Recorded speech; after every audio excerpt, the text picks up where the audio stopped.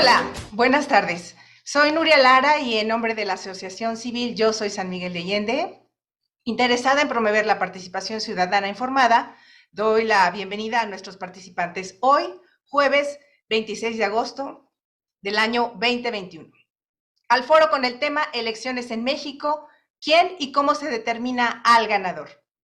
En primer lugar, presento a Antonio Ortiz Hernández. Él es consejero electoral del IEG, ingeniero industrial químico, maestro en administración pública y mediante concurso público el Consejo Electoral del INE lo designó consejero electoral en el Consejo General del Instituto Electoral del Estado de Guanajuato a partir del 1 de octubre del 2017 y hasta la actualidad. ¿Cómo está? Bienvenido y le pediría señor consejero Ortiz, que nos ayude a comprender la estructura del Instituto Estatal Electoral en Guanajuato y su participación en las elecciones. Adelante, consejero.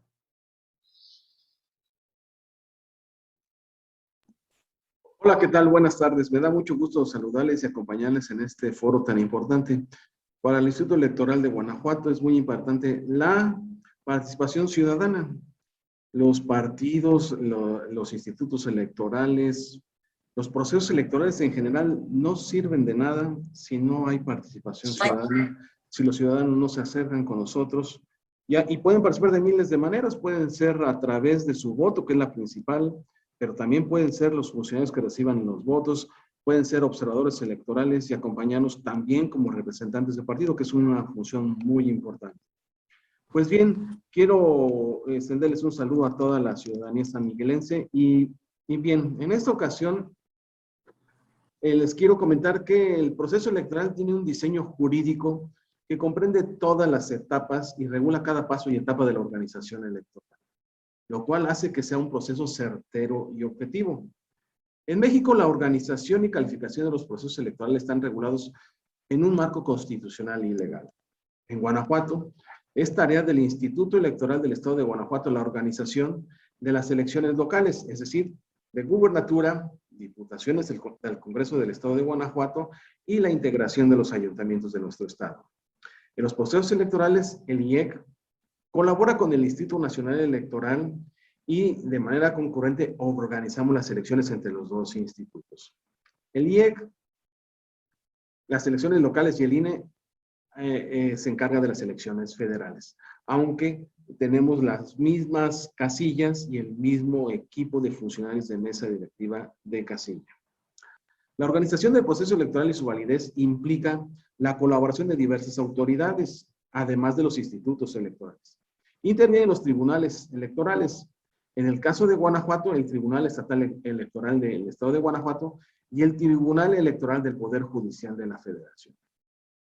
En el desarrollo del proceso electoral interviene la Fiscalía de Delitos Electorales también, que es la autoridad encargada de investigar y sancionar las conductas que se consideren delitos electorales. En la jornada electoral, el conteo de los votos es realizado por las y los funcionarios de mesas directivas de casilla. En cada una de estas casillas instalada al final de la recepción de los votos, se cuentan estos para cada partido político, para cada candidatura independiente y las coaliciones. El resultado de las votaciones en las casillas es publicado y colocado en un lugar visible y se llenan también en cada una de ellas un acta de escrutinio y cómputo. El miércoles siguiente a la jornada electoral, cada consejo municipal y cada consejo distrital se reúne para realizar el cómputo de los votos, los cuales de manera general son la suma de los resultados anotados en las actas de escrutinio y cómputo de las casillas en un municipio o en un distrito. En el caso de los consejos municipales, al terminar el cómputo, hacen la asignación de las personas ganadoras. Según el del principio de representación proporcional, se asignan las regidurías respetando el principio de paridad de género. Los consejos distritales hacen la asignación de diputaciones de mayoría relativa y el Consejo General del Instituto hace la correspondiente asignación de las diputaciones de representación proporcional. Todos estos actos ya se llevaron a cabo. En cuanto a las nulidades electorales, el sistema de nulidades es un tema vinculado con el resultado y la calificación de los comicios, los cuales tienen como propósito lograr la representación de la ciudadanía en los diferentes cargos de elección popular. La nulidad de materia electoral implica que los actos o resoluciones que integran el proceso electoral se puedan declarar nulos, porque no se realizaron conforme a la legislación electoral y afectan el desarrollo y resultado final de la elección. Es decir, estos actos o resoluciones pueden afectar la validez de uno o varios votos depositados en la urna, de la votación recibida en una o varias casillas o de toda la elección, en virtud de advertirse irregularidades en el proceso electoral. Pues bien, en una jornada electoral en la que todas y todos hemos participado, que vamos y emitimos nuestro voto, hay varias circunstancias que se deben cumplir siempre. Las personas que están ahí recibiendo nuestro voto fueron capacitadas por el INE. Ellos están capacitados para recibir los votos y contarlos. Además, hay participación de las representaciones de los partidos políticos. Los partidos políticos, a lo largo de la jornada electoral, pueden emitir escritos de protesta si consideran que hay algún acto que se desapega de la legislación correspondiente. Una vez que se hace el cómputo, que se suman todos los votos por cada partido, cada candidatura independiente o una coalición, si es que hay alguna registrada, se llena un acta de escrutinio y cómputo y se coloca por fuera de la casilla los resultados electorales para que la ciudadanía tenga conocimiento de cómo se comportó la votación en esa su propia casilla. Esos funcionarios de mesa directiva de casilla tienen que ser ciudadanos de la propia sección. Es decir, no puedo yo, Antonio Ortiz, que tengo mi credencial de elector que dice que resido en la ciudad de Guanajuato, a recibir los votos en San Miguel de Allende, en Celaya, en Apacio del Alto o en ningún otro lugar. Tiene que ser en mi propia sección. Los ciudadanos que están ahí recibiendo el voto deben de permitirle el voto a toda la ciudadanía que presente su credencial y que esté registrado en el listado nominal. Si no se cumplen estos dos requisitos, no podrá la ciudadanía emitir su voto. Son los requisitos fundamentales. También tenemos casillas especiales en las cuales la ciudadanía que se encuentra en tránsito podrá emitir sus votos. Para esto tendrán que identificarse con su credencial de elector, ser ubicados en el listado nominal y ver que pueden votar en esa casilla. Pues bien, son los términos correspondientes. El miércoles siguiente a la elección, en cada uno de nuestros consejos, se van a sumar las actas de escrutinio y cómputo de todo su distrito o municipio correspondiente. Es decir, si en un municipio hay 500 casillas, se deberá hacer la suma de las 500 actas de escrutinio y cómputo. Sin embargo, hay algunas causales para que esos paquetes vayan a recuento. Por ejemplo, que en una de esas casillas la diferencia entre el primero y segundo lugar sea menor al número de votos nulos. En ese caso, esa casilla se va a abrir y se van a volver a contar los votos. Si a la suma de todos los votos de ese distrito o de ese municipio, la diferencia entre el primero y segundo lugar es menor al 1%, y si el representante del partido que está en segundo lugar lo solicita, se podrá hacer el recuento total de ese distrito o de ese municipio. Una vez que esto está establecido, aquel candidato o candidata que haya obtenido la mayoría de votos, si es un consejo distrital, se le dará su constancia de mayoría como diputada o diputado. Si estamos hablando de un consejo municipal, se le dará esta constancia de mayoría a aquel candidato o candidata que obtuvo mayor número de votos si es el candidato a la presidencia municipal y a la sindicatura o sindicaturas. Las regidurías entran en otro proceso, ya que aquí se tiene que hacer un cómputo por representación proporcional y a cada uno de ellos que le corresponda según el porcentaje de votación del partido, coalición o candidatura, se le otorgarán cuantas regidurías les correspondan.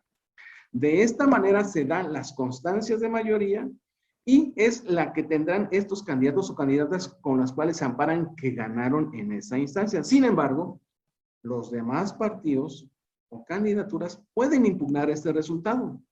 Y dependiendo de las pruebas y de que se acrediten estas pruebas, puede proceder o no esta impugnación al resultado electoral. Es ahí donde entran los tribunales, el Tribunal Electoral del Estado de Guanajuato, que en primera instancia, en nuestro caso, recibirá estas impugnaciones y resolverá lo que sea conducente. Si una vez que resuelva este tribunal alguno de las candidaturas sigue inconforme y tiene bases para seguir inconforme, podrá recurrir a la sala regional del Tribunal Electoral del Poder Judicial de la Federación, que en nuestro caso en Guanajuato, esta sala está ubicada en Monterrey. Igual manera, si la resolución de este tribunal, de esta sala regional, si es impugnada, se tendrá que resolver, si es el caso, en la sala superior que está en la Ciudad de México. Esta es la cadena que se debe de seguir para saber si esta candidatura finalmente se le puede confirmar su constancia de mayoría, se puede modificar la votación. Si es que se modifica y no cambian los resultados, se ratifica a la o el ganador, o si llegara a darse el caso, se daría un cambio en la mayoría y se tendría que cambiar la constancia de mayoría, si se diera el caso. ¿Qué podría pasar? Que pues se pueden anular algunas casillas o todas las casillas. Esto lo va a determinar cada uno de los tribunales. Consejero, hay una duda que nos llega por redes sociales. Estamos recibiendo dudas directamente en nuestra página de Face. Hay un teléfono, el 415-141-1398 para mensajes de WhatsApp. Y uno de los mensajes en redes sociales es si existe, y una pregunta para ustedes, si existe algún precedente en Guanajuato de anulación de una elección. Sí, perdón, no traigo el dato preciso, fue hace ya varios años en el municipio de Coroneo. Se dio una anulación de la elección municipal y se dio una elección extraordinaria. Hace ya varios años, lo lamento no tener el dato preciso, ni las causas exactas de por qué se anuló la elección. En ese caso se convocó a una nueva elección, se dieron todos los pasos nuevamente, pero solamente en el municipio, en este caso de Coroneo, en el cual se convocó a nuevas elecciones, se presentaron a registrarse las candidaturas, se realizó nuevamente la jornada electoral y se determinó nuevamente quién sería la persona que ganó la presidencia municipal, las sindicaturas y las regidurías. Ese es el caso que sucedió ya bajo la jurisdicción del Instituto Electoral del Estado de Guanajuato, que no recordemos que existe a partir de 1995. Pues bien, ese es el único antecedente que tenemos de una anulación de una elección en nuestro caso. Para que se diera esto, tendría que haberse anulado un número significativo de casillas. Se establece que si hay una anulación del 20% de las casillas de esa demarcación, es decir, de un municipio o de un distrito o de la entidad del estado de Guanajuato en este caso, si hay una anulación de 20% de las casillas, se tendría que anular la elección. También hay diversos parámetros para poder determinar cuándo se anula una elección, cuándo se cumple la gravedad que se tiene que dar para que haya una anulación de elección. Eso me parece que nos podría explicar mejor nuestro compañero del Tribunal Electoral para no entrar en alguna imprecisión, pero son en términos generales cómo se hace una elección, cómo se establecen los cómputos tanto en la casilla como en los consejos municipales y distritales y por supuesto en el Consejo General del Instituto Electoral del Estado de Guanajuato. Por supuesto, hay la certeza, la confianza en que la ciudadanía va y emite su voto con toda la intención de que su candidatura, de que su partido obtenga el triunfo. Nadie va pensando en hacer una trampa.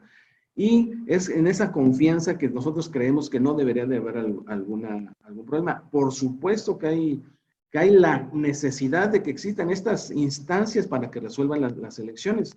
Nosotros creemos que la existencia de los tribunales, la existencia de todos los medios de impugnación son necesarios para darle certeza a la ciudadanía. Nosotros necesitamos que por un lado nos observe el ciudadano. Por eso hacemos una campaña antes de la jornada electoral para que la ciudadanía se inscriba como observador u observadora electoral, para que esté presente en las sesiones de nuestros consejos municipales y distritales, para que esté presente en la capacitación de los funcionarios de mesa directiva de casilla, para que esté presente en la jornada electoral y por supuesto en las sesiones de cómputo. Y para eso también son muy importantes las representaciones de los partidos políticos. Y si aún así hay alguna impugnación, es muy importante que los tribunales puedan dar certeza al trabajo que se hizo en el instituto y por la ciudadanía. Y es por eso que yo particularmente estoy muy complacido del trabajo que hacen los tribunales, dándole certeza a la ciudadanía acerca de la emisión de sus votos. Muchas gracias, señor consejero. Importante los conceptos que nos comparte, porque en ocasiones pensamos que elecciones solamente es ir a votar, pero no, hay todo un aprendizaje en este sentido y le agradezco. Y le damos la palabra al abogado David Aljovín. El abogado es licenciado en Derecho por el ITAM, profesor de Derecho Constitucional en la Universidad Iberoamericana y autor de los libros Manual de Procedimiento Especial Sancionador en Materia Electoral y Vandemecum del Derecho Electoral. Conferencista y ponente en diversos cursos, talleres, programas de capacitación y exposiciones y observador electoral internacional. Bienvenido, abogado, adelante. Yo le pido que por favor nos hable del Tribunal Electoral del Poder Judicial de la Federación, su integración y la toma de decisiones. Gracias. Hola, muy buenas tardes. Me presento con todos ustedes. Mi nombre es Jorge Aljovín. Soy litigante, abogado en derecho electoral. Una de las banderas que he llevado a cabo es la lucha por los derechos de los naturalizados. Ustedes no están para saberlo. Yo soy peruano por nacimiento, pero mexicano por naturalización y elección. Y hace algunos meses, algunos años, he logrado que los naturalizados puedan participar, no solamente para integrar el Consejo General del INE, sino también los OPLES, los institutos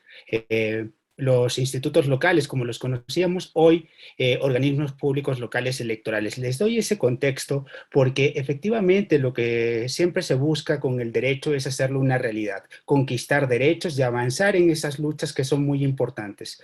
Y eso en algún momento nos llevó a buscar que los naturalizados pudieran llegar al Consejo General del INE y que pudieran llegar hoy a los organismos públicos locales electorales, que hoy es una realidad en la Ciudad de México, con uno de los consejeros que tiene doble nacionalidad, que es argentino por nacimiento y mexicano por naturalización, y ocupa un espacio ahí. Pero cerramos esa intervención, pero me da mucho gusto aquí compartir contigo, Nuria, compartir con el consejero Ortiz y con Eva, sobre todo porque acá hay unos temas que nos convocan y que son de enorme relevancia. Siempre nos preguntamos qué es, para qué sirve el Tribunal Electoral, cómo se integra este Tribunal Electoral y cuáles son sus funciones. Y esto me parece que es muy importante para que todos lo tengamos en mente. El Tribunal Electoral, si nos vamos a la definición de manual, diríamos que es un órgano especializado del Poder Judicial de la Federación que resuelve controversias político-electorales. Pero vamos a un lenguaje mucho más sencillo, porque estamos aquí con ciudadanos, con mexicanos y mexicanas de a pie que quieren escuchar una versión de qué es el Tribunal Electoral. Y cuando nos acercamos a esto, simplemente diremos que es el máximo órgano de decisión, la última instancia que de manera institucionalizada resuelve los conflictos político-electorales. Y esto es muy importante en esta época de enorme polarización en el país.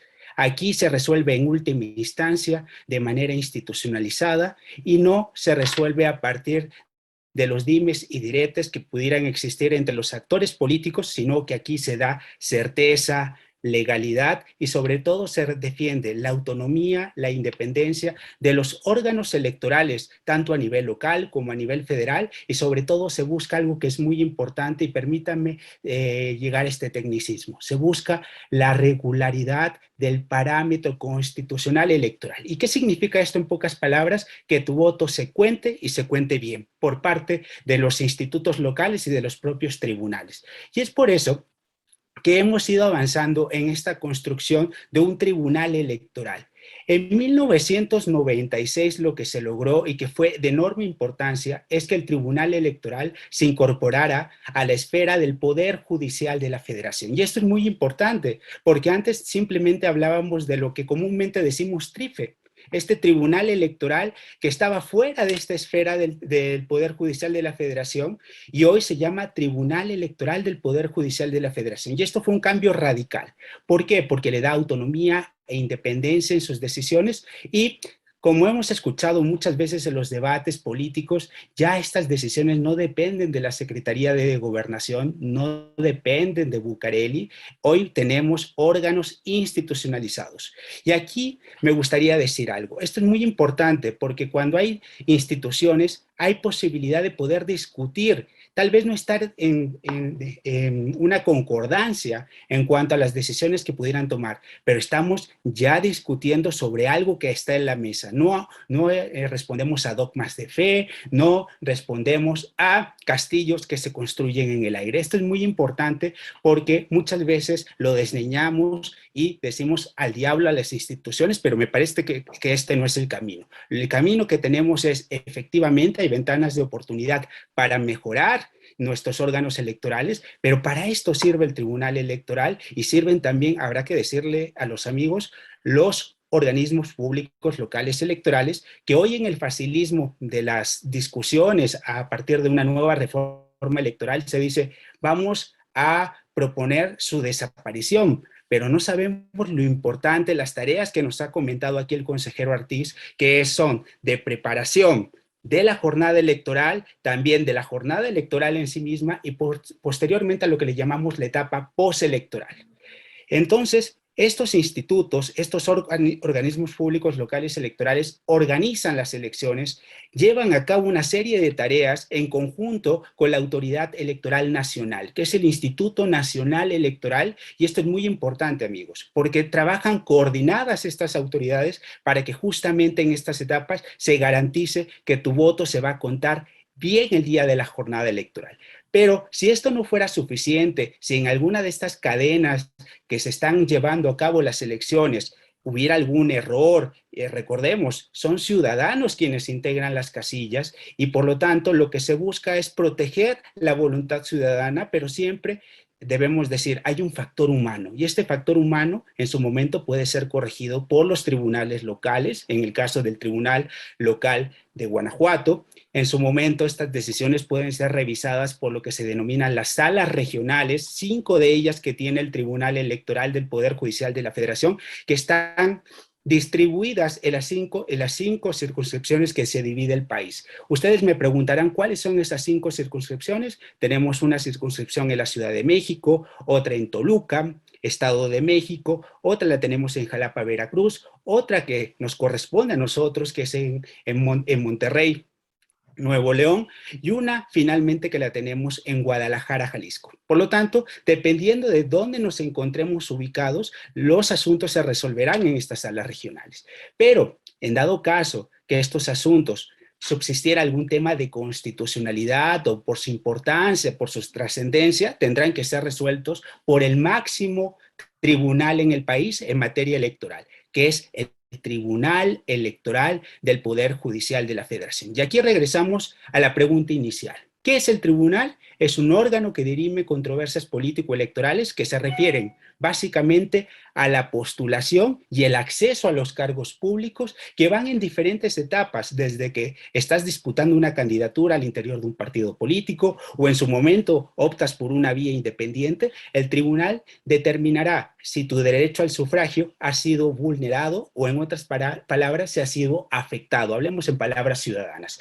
Por otro lado, también habrá que decir que en tu etapa de registro como candidato, en cada una de las etapas que es el antes, durante y después de la jornada electoral, por las decisiones que toman nuestros órganos electorales, podrán ser confrontadas en el tribunal electoral. Y finalmente, también habrá que decir que lo que se busca con los órganos electorales es que se respeten los principios de certeza, legalidad, independencia, profesionalismo y máxima publicidad, que son los principios rectores que tenemos en materia electoral. Y entonces en las últimas épocas nos hemos estado preguntando ¿cuántos magistrados realmente hay en la sala superior? Tenemos 7 magistrados, ¿no?, que hoy conforman la sala superior, que son elegidos por el voto de el Senado de la República, previa selección que se lleva a cabo en la Suprema Corte. Duran en su cargo 9 años, pero de acuerdo al cuarto transitorio que tuvimos en la reforma electoral del 2014, llevaban un periodo escalonado. Pero también habrá que decir que ese periodo en su momento fue ampliado a partir de una acción de inconstitucionalidad en el año 2016, donde este periodo escalonado de 3, 6 y 9 años fue extendido a 7, 8 y 9 años, y en una decisión cerrada, habrá que decirle a nuestros amigos, la Suprema Corte tiene 11 ministros, 6 de ellos votaron a favor de la ampliación del mandato y 5 votaron en contra. Por lo tanto, fue una decisión bastante cerrada. Y lo que vimos en las últimas semanas, este conflicto que hubo en el Tribunal Electoral y que a todos nos dejó en vilo, era si tenemos algún mecanismo legal para poder sustituir, revocar, ¿no? Este mandato que tenía el magistrado presidente del tribunal, José Luis Vargas Valdés. Lo que nos encontramos contra un vacío legal, porque la única manera de resolver esta disputa, esta controversia que tenían nuestros magistrados al interior de este tribunal, era simplemente que se podía optar por una renuncia, pero esa renuncia no estaba sobre la mesa y por lo tanto llegamos a un conflicto que fue resuelto afortunadamente con madurez, con alturas de miras, días posteriores, donde se tuvo un nuevo presidente que hoy es Felipe Alfredo Fuentes Barrera. Pero la gran pregunta que nos tenemos que hacer, hay una reforma legislativa que está pendiente, no solamente una reforma legislativa, sino también una reglamentaria para evitar que estos problemas se produzcan en el futuro, porque reitero, las soluciones se tienen que dar en el ámbito de la institucionalidad. Y esto me lleva simplemente al campo de San Miguel de Allende.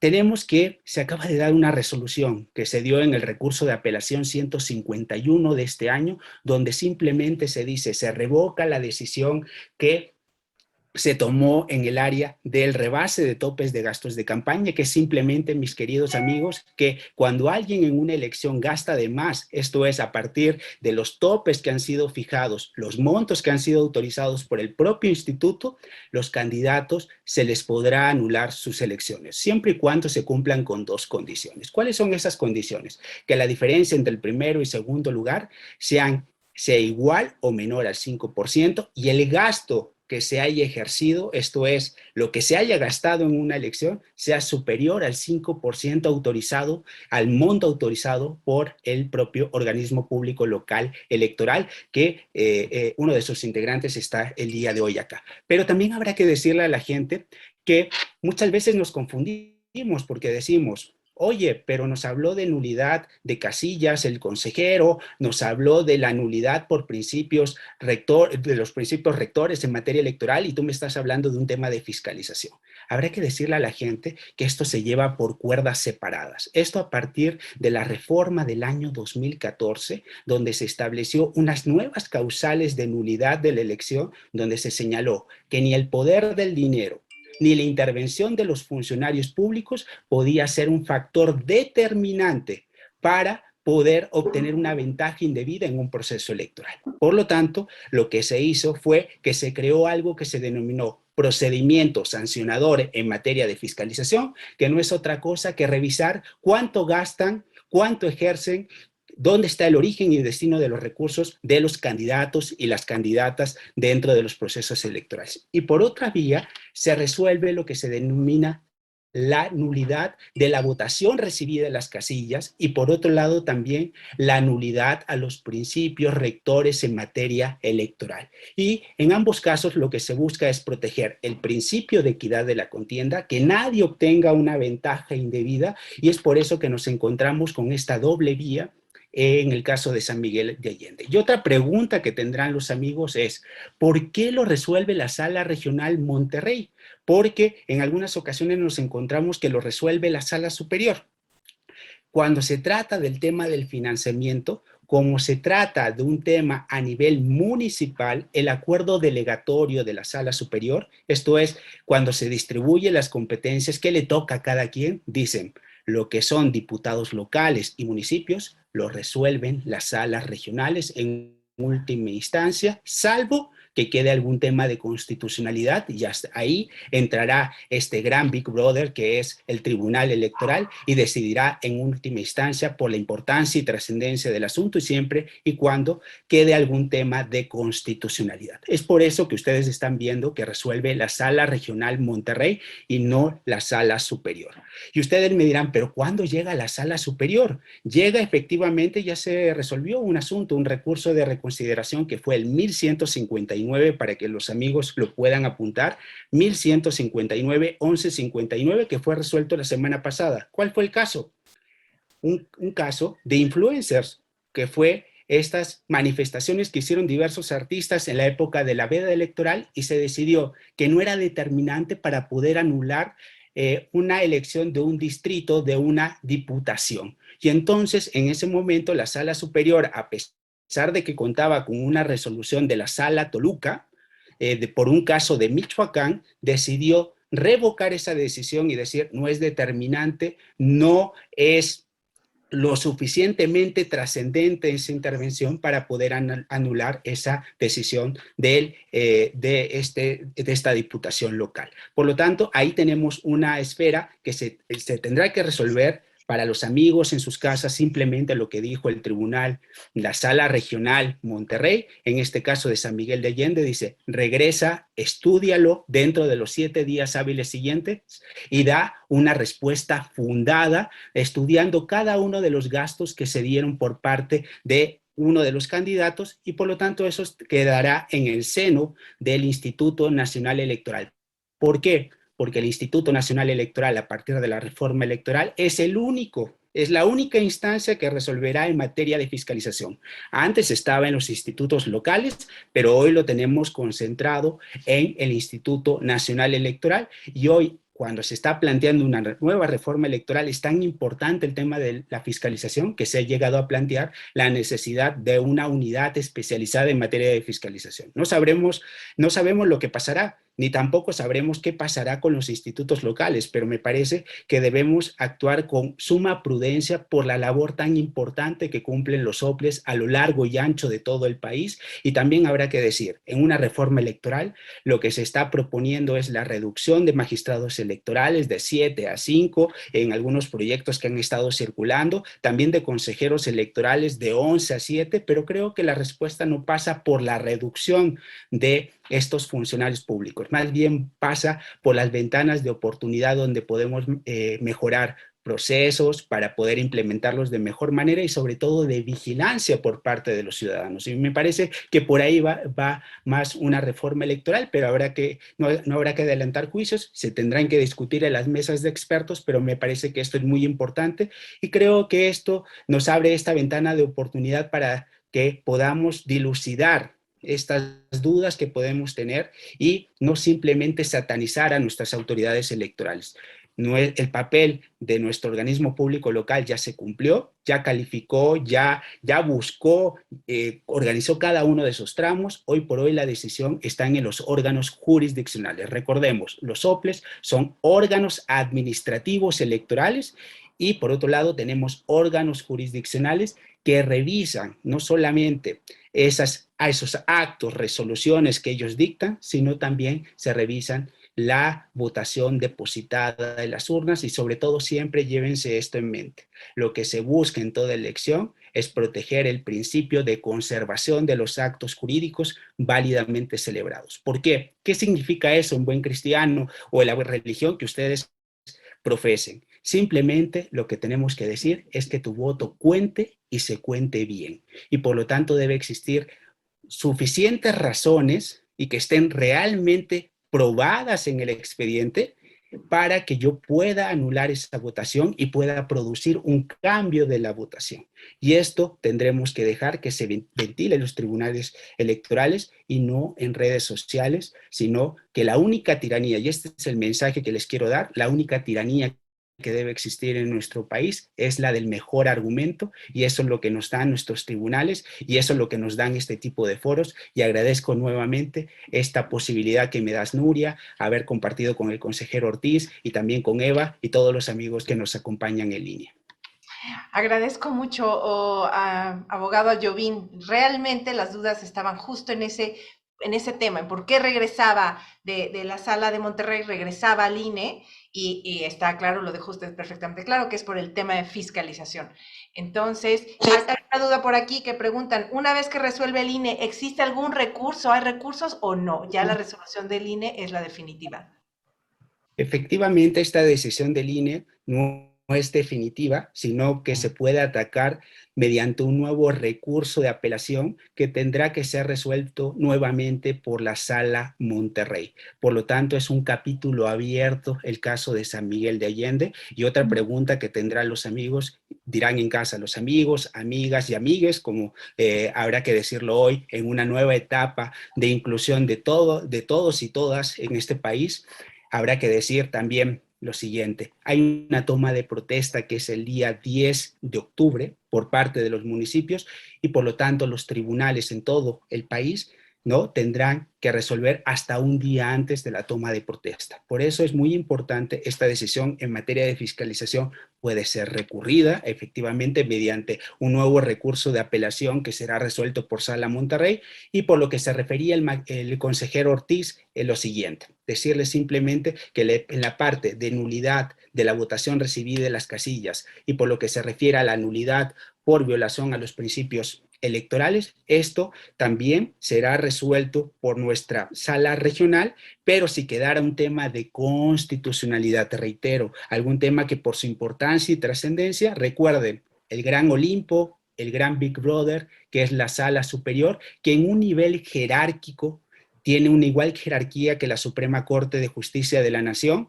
pero habrá que recordar que en el caso de la Sala Superior es un órgano especializado en materia electoral, es la última instancia en materia electoral y solamente la Suprema Corte de Justicia de la Nación podrá ver asuntos electorales cuando se refieran a leyes que se atacan mediante las acciones de inconstitucionalidad. Por eso ustedes ven eso, pero por lo que se refiere a los demás asuntos, a las controversias que se dan en materia electoral, la última instancia de la Suprema Corte, el Tribunal Electoral del Poder Judicial de la Federación es la última instancia en materia electoral, y algo que siempre me gusta decirle a los amigos para que, y amigas en casa para que se lo lleven.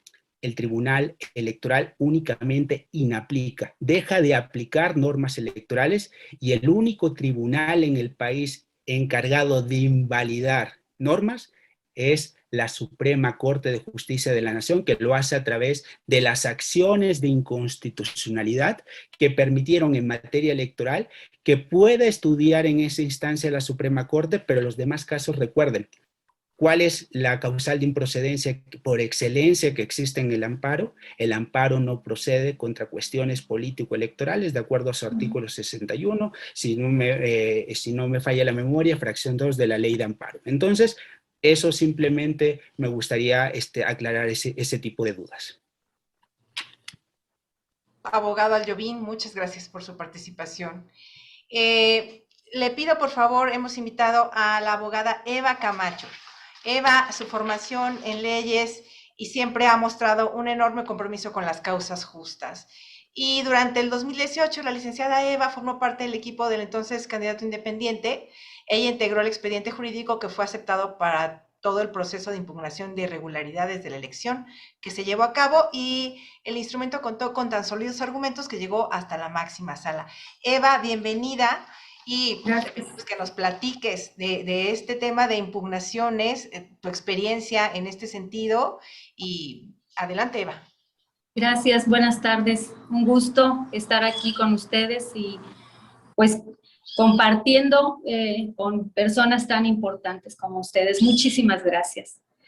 Bueno, pues voy a platicar un poco acerca de mi experiencia en la elección del 2018. Yo participé en la contienda como candidato a presidente y de la candidatura independiente de la red sanmiguelense Somos, el ingeniero Mario Arturo Hernández Peña, y yo como síndico suplente, ¿verdad? En ese tiempo, y bajo los preceptos, ¿verdad?, que constituían nuestra elección y la candidatura, y bajo el marco de absoluto respeto, no estuvimos conforme con los resultados de la elección, ¿verdad? E hicimos uso de las herramientas que la ley nos otorga, ¿sí? En ese tiempo, bajo los lineamientos de la Ley de Instituciones y Procedimientos Electorales para el Estado de Guanajuato y además de la Ley General del Sistema de Medios de Impugnación en materia electoral, pues solicitamos mediante un recurso de revisión la nulidad del 20% de las casillas instaladas en el día de la jornada electoral. Y en consecuencia también se solicitó la declaración, que se declararan invalidados los resultados de la elección y la asignación de regidurías del Ayuntamiento de San Miguel de Allende. En nuestro escrito, ¿verdad? Entre otros requisitos que teníamos que llenamos, ¿verdad? Pues era hacer constar el nombre del actor, el domicilio para ir y recibir notificaciones, los documentos correspondientes para acreditar la personalidad, ¿verdad? Mediante la cual comparecíamos, e identificar la resolución o impugnada. También los medios de prueba, que eso es muy importante, ¿verdad? Los medios de prueba que iban a sustentar nuestro recurso y también los hechos, ¿verdad? En los cuales basamos nuestro escrito de impugnación. ¿Qué resolvió el tribunal? ¿Verdad? Interpusimos este recurso ante el Tribunal Estatal Electoral en Guanajuato. ¿Qué resolvió el tribunal? Bueno, el tribunal, después de haber realizado el estudio correspondiente, ordenó que se modificara el cómputo de la anulación de casillas, ¿verdad? Nada más el cómputo de la anulación de casillas, pero que se confirmaba el resultado de la elección, ¿verdad? ¿Qué efectos, para qué efectos, verdad? Bueno, el efecto fue que se modificó el cómputo de votos de la elección, pero no habría cambios en los resultados de la elección, ¿sí? Es importante aclarar, ¿verdad? No había cambios en el resultado de la elección ni en la asignación de las regidurías, ¿sí? Pues nosotros inconformes con la determinación del Tribunal Estatal, ¿sí? Interpusimos lo que se llama un recurso de revisión constitucional. Esto fue ante el magistrado de la Sala Regional en Monterrey del Tribunal Electoral de la Federación, ¿verdad? Y bueno, ahorita que están explicando tan exhaustivamente y tan claramente, sí, pues ya explicaron los abogados cuál fue el procedimiento, ¿verdad? Y es exactamente el que nosotros llevamos a cabo en ese tiempo. Pues la resolución fue similar, ¿verdad? A lo que se había, a la determinación del Tribunal Estatal Electoral de Guanajuato, y pues también no estuvimos conformes e interpusimos lo que es el recurso de consideración. En el 2018 lo interpusimos ante el magistrado en turno de la Sala Superior del Tribunal Electoral del Poder Judicial de la Federación, ¿verdad? Nuestros argumentos, bueno, cuando hablábamos de los hechos, de la resolución impugnada, bueno, nosotros hablábamos de las casillas, ¿verdad? De las irregularidades que había en las casillas, nombramos y detallamos cada acta de escrutinio y cómputo, ¿verdad? Y tan es así que en el Tribunal Estatal Electoral, pues nos dieron la razón al declarar nulas 22 casillas, ¿verdad? Pero definitivamente no alcanzaba el 20% para anular la elección, que era lo que se pretendía, ¿verdad? Lo vuelvo a mencionar, bajo el absoluto marco de respeto en contra de con los contendientes, ¿verdad? Esto es nada más hacer valer las herramientas, porque la ley nos da herramientas, ¿verdad? Para hacer valer nuestras inconformidades, y fue lo que hicimos, ¿sí? Entonces, bueno, esta sería mi intervención, es corta, ¿sí? Pero fue relacionado de esta forma. Sería todo, gracias. Muchas gracias. Gracias, Eva, por tu intervención. Y ya han llegado varias dudas. Quisiera decirlas para si alguien me puede ayudar contestando. Hay varias. Preguntan, en el supuesto de anulación de la elección, ¿el candidato ganador ya no tendría oportunidad de participar nuevamente? Esa es una. Después viene otra que el 9 de octubre, entonces, ¿quién toma el gobierno en ese momento? Si se convocan nuevamente elecciones, ¿cuánto tiempo duran las campañas en caso de que haya una nueva elección? Vaya, adelante, ¿quién puede ayudarme con estas respuestas?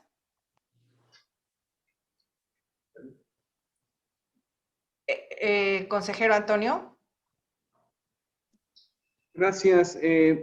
Si llegase a haber una anulación de la elección, tendría que determinar, entiendo, lo voy a decir con mucha precaución porque no puedo decir nada en falso y quiero decirlo con mucha precaución. Entiendo que el Congreso del Estado designaría un consejo en tanto se convoca a nuevas elecciones y las cuales determinarían un nuevo ayuntamiento.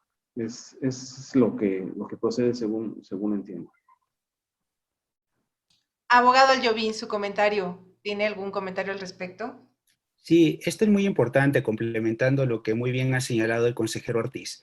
Aquí habrá que decir que en materia de fiscalización debe aplicar el principio de que nadie se puede beneficiar de su propio ilícito. Por lo tanto, el candidato infractor que haya rebasado el tope de gastos de campaña, esto es, que haya gastado más de lo permitido, no podrá participar en el siguiente proceso electoral extraordinario. Esto es muy importante para los amigos y amigas en casa, porque hablamos de una elección ordinaria cuando nos encontramos dentro de los términos de la ley, pero cuando una elección ha sido anulada, hablamos de una elección extraordinaria. Y efectivamente, como lo señala el consejero Ortiz, estas elecciones extraordinarias necesitan un proceso de maduración, y para ese proceso de maduración y poder organizar un nuevo proceso electoral extraordinario, interviene el Congreso. El Congreso nombra a un presidente o presidenta municipal sustituto.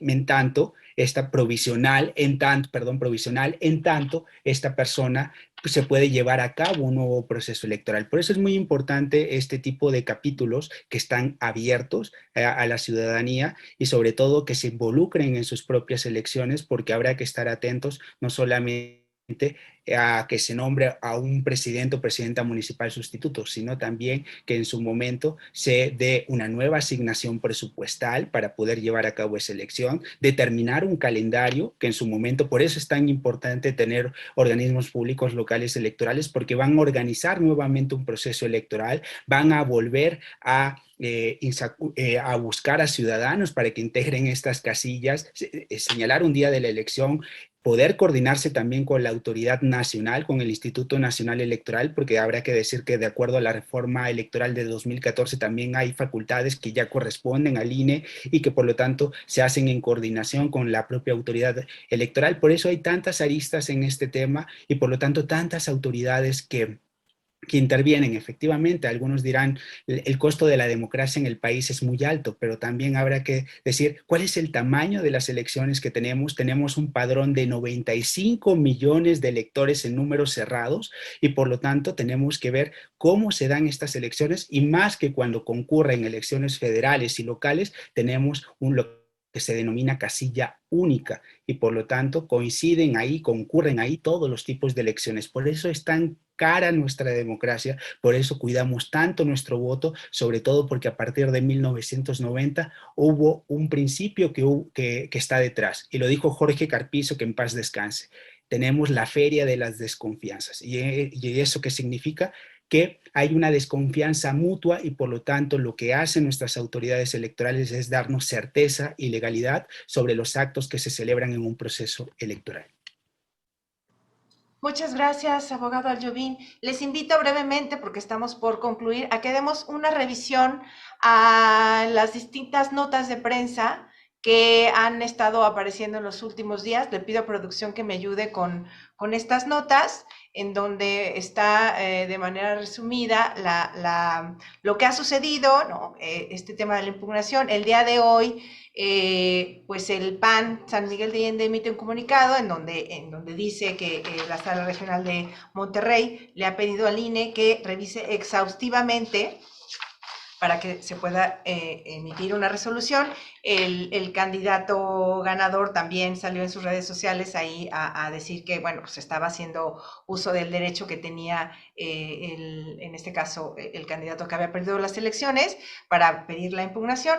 Pero esta historia, pues indiscutiblemente, sí, por ahí está el comunicado del PAN que ya platicamos. Al día de hoy, la realidad es que no hay una conclusión, no está nada definido. Ha sido extraordinario lo que hoy hemos escuchado, porque creo que muchas dudas han quedado aclaradas y pues no está definida la elección, y un posible escenario es la unificación de la elección. Yo creo que esta historia sigue, estamos todos al pendiente.